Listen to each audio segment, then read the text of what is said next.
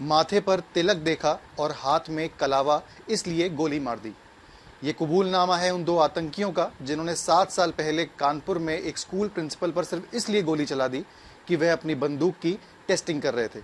आज 7 साल बाद एनआईए की स्पेशल कोर्ट ने उन्हीं दो आतंकियों को सजाए मौत सुनाई है और देशद्रोह का भी आरोप उन पर सिद्ध हुआ है। इस वक्त बात करने के लिए हमारे साथ मौजूद हैं उन्हीं स्कूल प्रिंसिपल राम बाबू शुक्ला के बेटे और उनकी पत्नी। बात करेंगे कि क्या पूरा मामला था और कैसा महसूस कर रहे हैं। फांसी की सज़ा कोर्ट ने सुनाई है उन दो आतंकियों को आपके पिताजी के मर्डर के केस में। सबसे पहली चीज़, आपको लगता है कि फाइनली उनके साथ न्याय हुआ?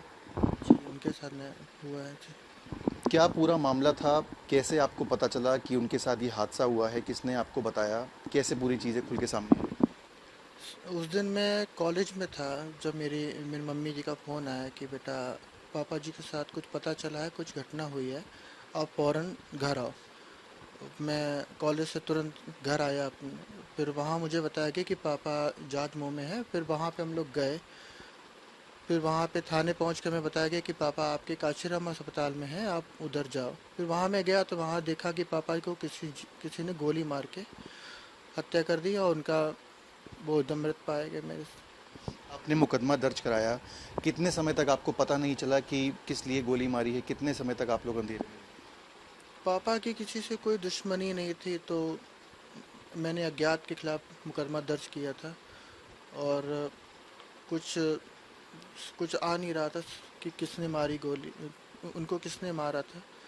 फिर मार्च 2017 में जब सफुल्ला एनकाउंटर हुआ था तो उसमें पता चला कि उन्होंने और उनके कुछ साथियों ने मिल के पिताजी को सिर्फ इसलिए मारा कि वो उनकी हिंदू होने की हिंदू पहचान कर उनके कलावा और तिलक और वो देख कर उन्होंने और सिर्फ टेस्टिंग के लिए उनको गोली मारी थी, ये पता चला जी। जब आपने ये सुना, आप पिताजी का आपके क्या स्वभाव था? स्कूल में प्रिंसिपल थे, पूजा पाठ करते थे, कैसा लगा आपको? जब पता चला तो कुछ बहुत ही, क्या बताएं भैया, अंधेरा छा गया मेरे ऊपर तो पूरा। आज 7 साल हो चुके हैं इस घटना को। आप लोग यहाँ पे है, आपकी माता जी भी यहाँ हैं, कोशिश करेंगे उनसे बात करने की। माता जी, आज आखिरकार फांसी की सज़ा मिली है, आपको लगता है आपके साथ इंसाफ हुआ है? कैसा लग रहा है? हमें हमारे साथ इंसाफ ही हुआ। जो एक इतने सीधे साधे कोई सी गोली चलाई गई, कम से कम उनको तो हमें शांति मिली कि उनको भी सज़ा मिली है, मौत की सज़ा मिली। कैसा स्वभाव था इनका? कहीं और भी जाते जाते थे या स्कूल प्रिंसिपल? स्कूल जाते थे, ट्यूशन करते थे, कुछ नहीं था, बस घर और कोई इनका काम नहीं था। कुछ कहना चाहेंगी उन लोगों के लिए जो आजकल बुरी संगत में पड़ के या फिर इस तरीके की गतिविधियों? कहते कि ऐसी संगत न लें, ऐसी शिक्षा न लें जो आज उनको मिल रही है, किसी बच्चों को मिला है। ऐसे गलत काम ना करें जो उनको हम लोग ने झेला है तो और कोई परिवार का झेला और कोई दूसरा परिवार ना उनको झेले। फांसी की सजा दी गई, उनको भी तो सजा भी दी गई। तो ऐसा गलत काम ना करें जो और भी एक परिवार जो उजड़ गया, जो हम लोग ने सहा है, भगवान ना करे किसी और को ऐसा समय दे। आपसे जानना चाहूँगा, उस समय आपकी भी कम उम्र रही होगी, अकेले वो कमाने वाले शख्स थे, कैसे आप लोगों ने अपना जीवन व्यापन किया? किस तरीके से आपको क्या कठिनाइयों का सामना करना? जी, परिवार में हमारे पिताजी ही घर चला रहे थे और मैं कॉलेज में पढ़ाई कर रहा था। एक बहन की शादी भी होनी थी और तो बड़ी विषम परिस्थितियाँ आ गई हमारे सामने।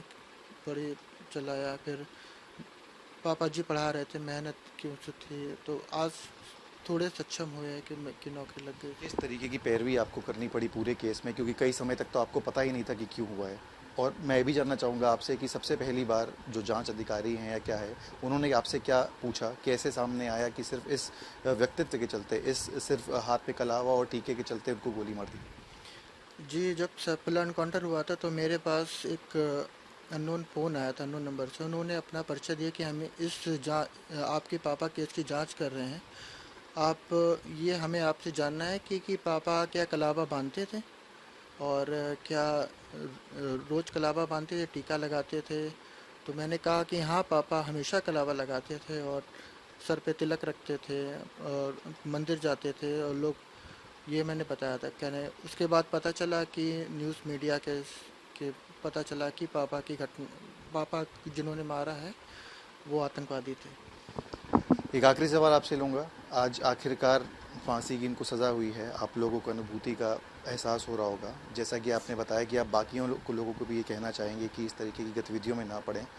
कैसा महसूस कर रहे हैं, क्या मैसेज आपकी तरफ से, क्योंकि आप एक युवा हैं और उसी उम्र के रहे होंगे वो दोनों आतंकवादी जब उन्होंने आपके पिताजी को मारा। इस उम्र में रहते हुए, सब देखते हुए, क्या आपकी सोच है इस पूरी गतिविधियों को लेकर? क्या आपकी जो सज़ा मिली है, हम चाहते हैं कि कठोर सज़ा मिली है, इससे उन लोगों को सबक है कि वो भविष्य में ऐसी घटना दोबारा ना हो। जो हम लोग ने सहा है, हमारा विषम परिस्थितियाँ रही हैं, वो किसी और कोई और सहन ना करे। बहुत बहुत धन्यवाद हमसे बात करने के लिए। राम बाबू शुक्ला, स्कूल प्रिंसिपल, उन रमेश बाबू शुक्ला, उनका परिवार, जिनका कहना है कि आने वाले समय में ऐसा किसी और के साथ ना होने पाए, इसलिए जो यूथ है आज का, जो लोग हैं, उन्हें इस तरीके की गतिविधियों से पर दूरी रखनी चाहिए और ना ही ऐसा ब्रेन वॉश होना चाहिए। वीडियो जर्नलिस्ट अमित के साथ सिमर चावला, कानपुर आज तक।